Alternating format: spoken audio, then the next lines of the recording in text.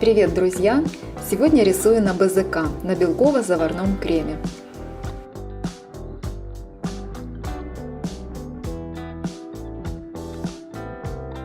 Итак, вот мой торт.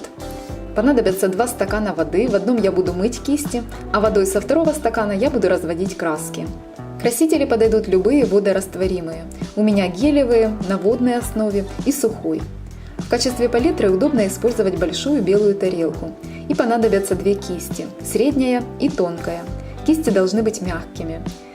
Средняя у меня натуральная белка, с ней максимально удобно, а тонкая – это синтетика. Красители нужного цвета по капле наношу на тарелку.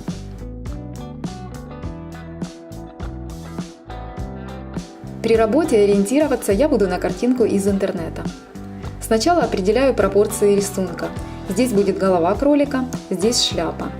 Самое неудобное с БЗК – это то, что на него невозможно перенести рисунок теми способами, как мы это делаем с плотными кремами или мастикой, поэтому рисую просто от руки. Красители надо обильно разводить водой. Я начинаю рисунок с бортика шляпы. Для него на палитре ставлю большую каплю воды, затем добавляю немного черного красителя. Вот таким жидким должен быть краситель, тогда крем не будет тянуться за кисточкой. Придать оттенок черному цвету можно синим и фиолетовым. Насыщенность цвета контролируется именно водой. Надо светлее, значит больше воды, надо темнее, значит меньше воды. Рисую линию, бортик шляпы этим цветом. Затем, добавив больше синего и черного, намечаю темные участки.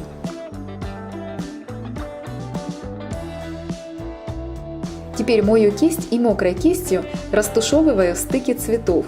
Получается акварельный эффект.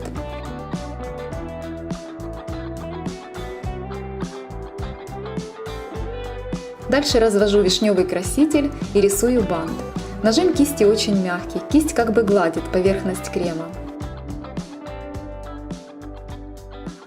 Когда основной цвет банта уже наложен, добавляю еще вишневого и немного фиолетового. Цвет мне нравится, но на креме он выглядит темнее и приглушенней. Наношу этот цвет в темных участках банта, постоянно ориентируясь на рисунок.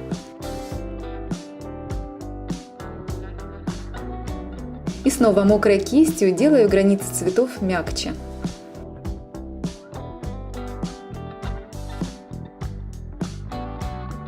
Точно так же рисую ленточку. Ошибки на БЗК лучше не делать, но исправить можно. Здесь лента получилась длиннее, чем надо. Чистой мокрой кистью можно снять краску, пока она не впиталась глубоко в крем.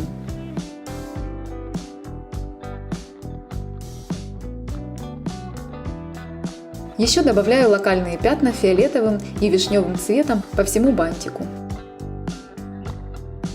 Теперь цвет, который замешивала для шляпы, делаю темнее и им рисую весь оставшийся цилиндр.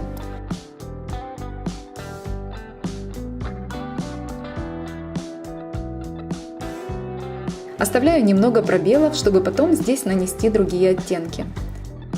Опять прохожусь мокрой кистью, создавая акварельный эффект. Добавляю фиолетовых и голубых оттенков и растушевываю. Темным вишневым цветом тонкой кистью прорисовываю некоторые четкие линии на бантике. Теперь приступаю к кролику.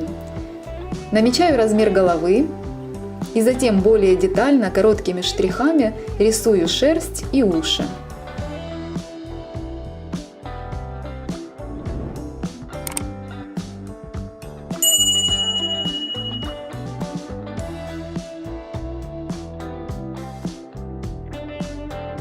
Намечаю уголок глаза и шерсть на мордочке.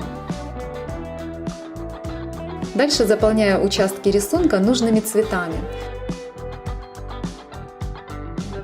Где нужны полупрозрачные тона, там сильно развожу их водой.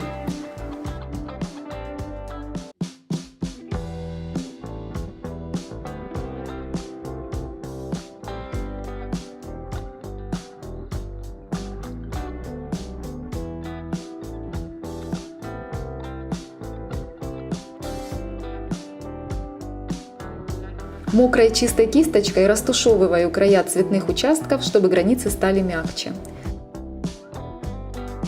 Когда фон готов, можно дорисовать детали. Рисую носик, черным рисую глаз. Место под бликом сразу оставляю незакрашенным. Также черным немного подчеркнула нос. И последнее, темно-синим, рисую темные фрагменты шерсти и усы.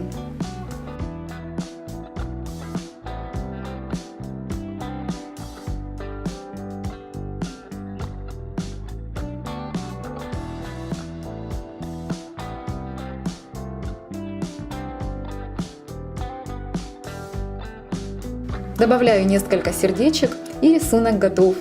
Вот такой милый влюбленный кролик получился. Подытожив, могу сказать, что на БЗК рисовать можно, и это несложно. Но как перенести на него рисунок, я пока не знаю. Если вы знаете, пишите это в комментариях. Обязательно ставьте лайк, я буду вам очень благодарна. Подписывайтесь на мой канал, впереди еще много интересного. Пока!